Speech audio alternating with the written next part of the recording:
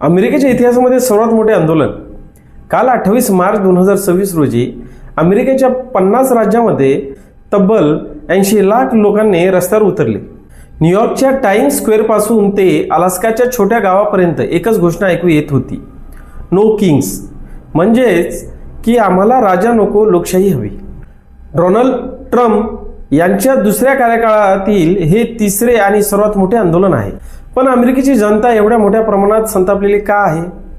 इराणसोबतचे युद्ध, पर्यावरणातून माघार की वाढती महागाई? आज या व्हिडिओमध्ये आपण या ऐतिहासिक आंदोलनाचे कारणे, परिणाम आणि अमेरिकेच्या राजकारणावरील प्रभावाचे विश्लेषण करणार आहोत। नो किंग्स ही एक केवळ घोषणा नाही, तर ती एक व्यापक जनचळवळ बनली आहे। 2025 मध्ये ट्रम्प यांनी दुसऱ्यांदा राष्ट्राध्यक्षपद स्वीकारल्यापासून त्यांच्या हुकुमशाही कार्यपद्धतीला विरोध करण्यासाठी ही चळवळ उभी राहिली। या आंदोलनाचे वैशिष्ट्य म्हणजे याचा कोणताही एक मोठा नेता नाही, इंडिव्हिज्युअल आणि 50-51 सारख्या स्वयंसेवी संस्थांनी सामान्य नागरिकांना एकत्र आणले आहे। हे आंदोलन केवळ ब्लू स्टेट म्हणजेच की डेमोक्रॅटिक मेजर स्टेट्स पुरते मर्यादित नसून ट्रम्प यांच्या रेड स्टेट्स म्हणजेच की रिपब्लिकन मेजर स्टेट्स मध्येही मोठ्या प्रमाणात पसरली आहे। लोकांच्या या संतापामागे 4 प्रमुख कारण आहेत। पहिलं कारण इराणसोबतचं युद्ध म्हणजे की ऑपरेशन एपिक फ्युरी। ट्रम्प प्रशासनाने इराण विरुद्ध सुरू केलेल्या युद्धामुळे अमेरिकन नागरिक संतापलेले आहेत। या युद्धात आतापर्यंत 13 अमेरिकन सैन्याचा मृत्यू झाला आहे। युद्ध थांबवा ही या आंदोलनातील सर्वात मोठी मागणी आहे। दुसरं कारण पर्यावरणातून माघार। जानेवारी 2026 मध्ये ट्रम्प यांनी अमेरिकेला पॅरिस हवामान करारातून आणि UNFCCC मधून बाहेर काढले। पर्यावरणाचे नियम शिथिल केल्यामुळे तरुण पिढीमध्ये मोठ्या प्रमाणात असुरक्षिततेची भावना आहे। तिसरं कारण इमिग्रेशन आणि ICE चे छापे।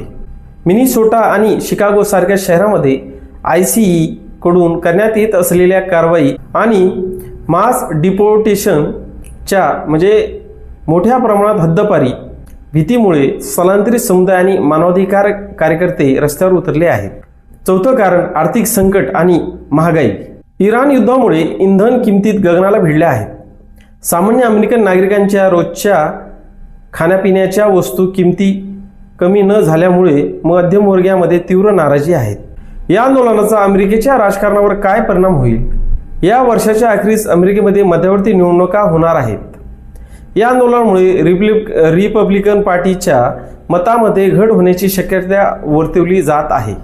आंदोलनाची तीव्रता पाहता काही रिपब्लिकन नेते आता ट्रम्प यांच्या धोरणावर उघडपणे टीका करू लागले आहेत। व्हाईट हाऊसने या आंदोलनाला ट्रम्प डिरेजमेंट थेरपी सेशन असे म्हणून हिणवले आहे, ज्यामुळे आंदोलक अधिक आक्रमक झाले आहेत। हे आंदोलन केवळ अमेरिकेपुरते मर्यादित राहिले नाही। लंडन, पॅरिस, टोकियो आणि सिडनी यासारख्या जगातील 15 पेक्षा जास्त शहरांमध्ये नो किंग्सच्या समर्थनात मोर्चे काढण्यात आले। जगाला भीती आहे की ट्रम्प यांचे धोरण जागतिक शांतता आणि पर्यावरणाला धोका निर्माण करू शकतात। अमेरिकेतील हे नो किंग्स आंदोलन लोकशाहीच्या भवितव्यासाठी एक निर्णायक वळण ठरू शकते। 80 लाख लोकांचा आवाज ट्रम्प प्रशासनाला आपली धोरणे बदलण्यास भाग पाडेल का, की अमेरिका अधिक ध्रुवीकरणाकडे जाईल?